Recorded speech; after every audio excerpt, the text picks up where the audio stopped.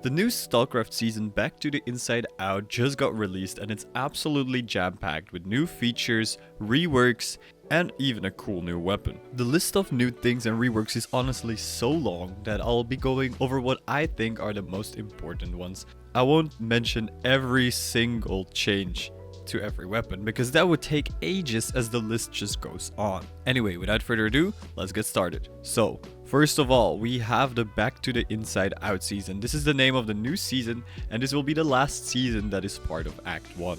The description of the season reads, harsh snow blizzards give way to a mysterious phenomenon known as the Inside Out.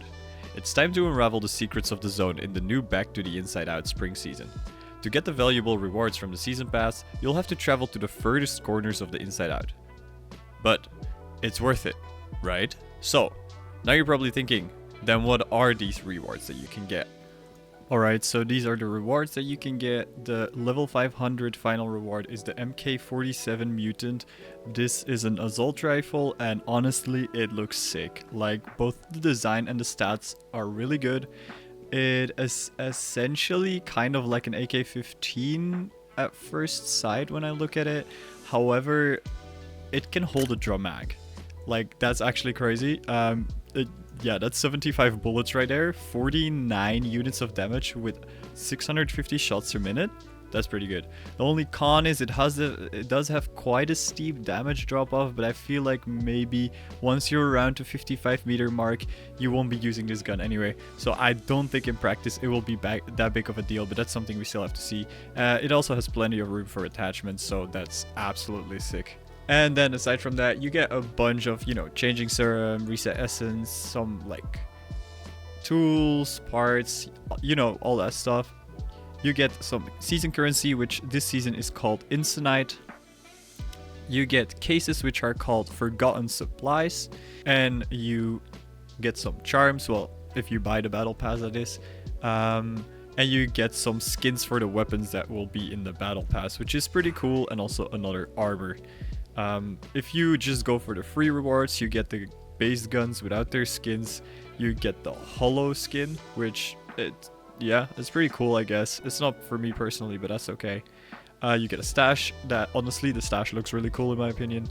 And you get, of course, also some parts and stuff and barter coupons. One of the guns you get is the ALK-22 Dragonfly. If you already have this one from cases from one of the past seasons, you can hand it in at the exchanger for season currency. Same goes for the M1014 Breacher. You can also get this one for free from the battle pass. And if you already have that one, you can also hand it in. And the end game, you can also hand it in for some season currency or keep it. You also get a skin for it, which in my opinion looks slightly nicer than the original design. Still not the biggest fan anyway.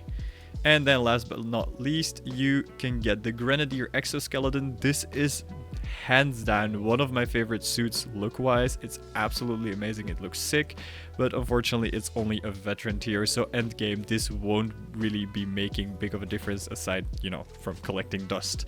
And also again, I think you could get this one before, so if you already have it, you could just sell it. You also get like a special skin for it. Then you can also get a box of hideout items, which look pretty cool. It's pretty cool to hang on the wall, I guess. So yeah, I like that. That's pretty sick. Back to the video. Aside from that, the range of items that you can purchase for Act 1 tickets has also been updated. This comes just in time. As I mentioned before, Act 1 tickets will be only valid to the end of this season. So if you have a couple left at the end of the season, you can always use it on these. A new season comes with new season cases with transferable gear. There has been some shifts in the contents of the tactical and elite cases, and the basic cases have about stayed the same. There's some cool new styles and motives that you can buy in the shop, and of course there's a new starter pack. Now, the big question, what are the parts that you can get in the new season's cases? This season, a lot of weapons will be making a comeback. This season, you can expect to unlock parts for the SBA tank, the RPL-20, and the HK XM8S, and the Evans Scar SSR. These are weapons that some of you might have already had, or may have had parts for. So for the ones that haven't been able to craft these weapons in previous seasons, this is a good thing. Now, a lot of you might be grunting and saying like, well, I already had all these weapons. I already had the SBA tank, so, you know, what's in it for me? Well, they added a feature where you can exchange duplicate equipment. So let's say you get to craft the SBA tank for a second time, you can exchange it for 25,000 seasons currency at the exchanger. The same goes for the weapons and the armors that are in the battle pass that you might have already unboxed from crates. Now, I'm not going into whether I think 25,000 is enough season currency for, you know, the effort of grinding a gold part for an armor. I'm leaving that up to you guys in the comments, so let me know down below, do you think this is an appropriate compensation for having to unbox it twice? If not, let me know why. This new season also starts with a new temporary quest line. This quest line is sort of runner-up to the event that will be coming soon later this season. If you want to have a guide on this quest line, this should be up in the coming days as well, and you'll probably find that in the description or at the end of this video. Now, another big one, a very long awaited change, is an update to the southern locations. The swamp and the roadside have been redesigned. The swamp location has been partially redesigned.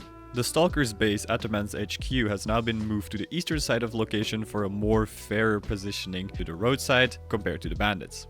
The passages to the roadside have also been redesigned, and the safe zones have received cosmetic edits. Meanwhile, the roadside location has been completely redesigned. There's no more big line in the middle like it used to be with the cordon, and both the bases have been completely repositioned compared to each other and have gotten a full cosmetic overhaul. You can see here on the map that the roadside has completely changed, and if looks at first sight like it's a bit smaller and maybe a bit more balanced when it comes to passage throughs to the Colossus Agro Complex and Black Willows. This also means that a lot of southern quests have been updated to have changed locations or to, you know, have a fully new quest as a whole. A new PvP event has also been added to the roadside location, namely Outposts. It's now possible to do Outposts at the roadside, where players can be competing for outpost captures like you can do in the north. Bandit factions such as Covenant and Mercenaries will be participating as bandits in the base capture. Rise and Duty members will be competing as stalkers in this. So it's just a bandit versus stalker situation. Another huge update is the digger bases being redesigned. They not only have gotten a new cosmetic look, but they have also been moved to a different location. The digger bases are now in Black Willows for stalkers and in Colossus Agro Complex for bandits. So there is no more shared base in the scrapyard. The roadside bases have also been updated visually by a lot. The Photon 2 bandit base is now a village school base, and the Stalker garages is now a fire station base. Both look absolutely stunning, and I'm excited that they are not shying away from redesigning some of these locations. They also have uploaded a whole list of things they kept in mind when designing these spaces to allow for a better player experience when it comes to interacting with NPCs. And the same goes for the swamp safe zones for both factions. They haven't been visually redesigned as much, but the NPCs and their locations have gotten a bit of an overhaul to make it easier to navigate for new players. They're also teasing that they will be redesigning the bar and some other safe zones of the northern factions, but that is for future updates. There's some cool quality of life improvements as well, like an outpost capture progress bar and the notification for the beginning of an outpost capture. Another cool quality of life change is that we will finally be able to see in-game the penalty of movement speed that you get from different type of weapons. This was an invisible property before, so you kind of just had to guess, and at a certain point Expo did publish an Excel file with all these values in, but you know, it wasn't as intuitive, so I'm happy they finally added this to the game for better and more transparent overview of the weapons. There's a bunch of other cool quality of life features that you can read about in the full patch notes. These mostly pertain to buying things from merchants and inventory management kind of things. Another long-awaited feature is the NVG or the night vision goggles rework. They have also tweaked the darkness of areas. The more north you go, the darker it will get compared to how it was. So if you're all the way up in the north, expect things to be a lot darker during night. The NVG rework means that NVGs are now nicer to play with. They don't have the absolutely huge vignette around it, and you can craft more different types that have different colors in the barter tree. Because of this, they've also been reworked, so players will receive compensation for the NVGs they had, and a lot of players might even receive a couple free or a free master tier NVG, which is, you know, the one you'll be using in the late game. Another cool feature about this NVG is that you'll finally be able to see the screens of the Leglet or the Buryat or, you know, any scanner or gun with a screen, which is pretty cool that we can finally do that. Another huge update is the Buryat craft changes. Before, it was heavily reliant on early game trackers like the Alpha Group Tracker and the Beta Group Tracker. They have now switched this around, making you only need 50 Alpha Group Trackers, 75 Beta Group Trackers, and 150 Gamma Group Trackers. I personally really like this because I do feel like grinding trackers is more of a later game activity, something which you would do in the north, and you also have more ways to do it in the north than you have in the south, so I do think this is overall a more enjoyable change. There's a couple of hideout changes as well, which I won't be going into in this video, but again, you can check out the full patch notes in the description. There are some arsenal changes as well, where again, the costs in reputation of certain items have been increased, and players have received appropriate compensation for this. A couple of new items have been added to safes, as you can see on the screen, and advanced spare parts and tools have also been added to the safes loot pool. Then, another big one, there's been huge changes to the armor barter branches. The development team has decided to remove all the worn and damaged versions of suits from the barter progression. This means that when you log in, you might get a different armor. This means that if you had, for example, the worn version of a master tier armor, you will be rewarded with the master tier armor, which is pretty nice. People will also receive compensation for this huge change.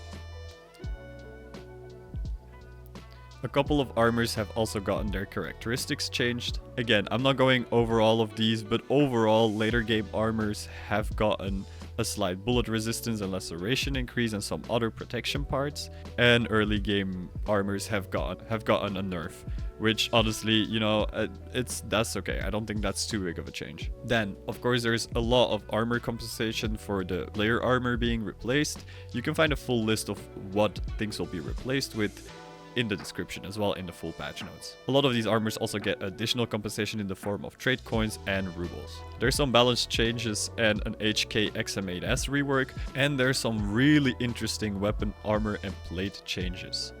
The most notable one being the nerf to the hipfire spread of essentially all the machine guns, and also the removal of the 60% spread reduction. So this is an overall nerf to machine guns. The Rigel jumpsuit has also gotten a slight buff in bullet resistance, and then another huge one is that they're tweaking the values of the plates. So the ceramic plate will now have more armor, which means it will last longer, and the composite and steel plates got their damage absorption upped by 5%, which is also a pretty interesting change, and I think this will be nice in the open world. There's a couple of magazine changes as well, which you can also read about in the description, and a lot of overheat changes I'm not even gonna go over. You can, again, I'm sorry, but you can check them out in the description. I feel like I would just be reading a lot of things that, you know, are not that interesting. There's been a couple of other changes and fixes, one of which I really like is the daily login rewards no longer having a time limit. That was super annoying, so I'm happy they changed that, and that's about it.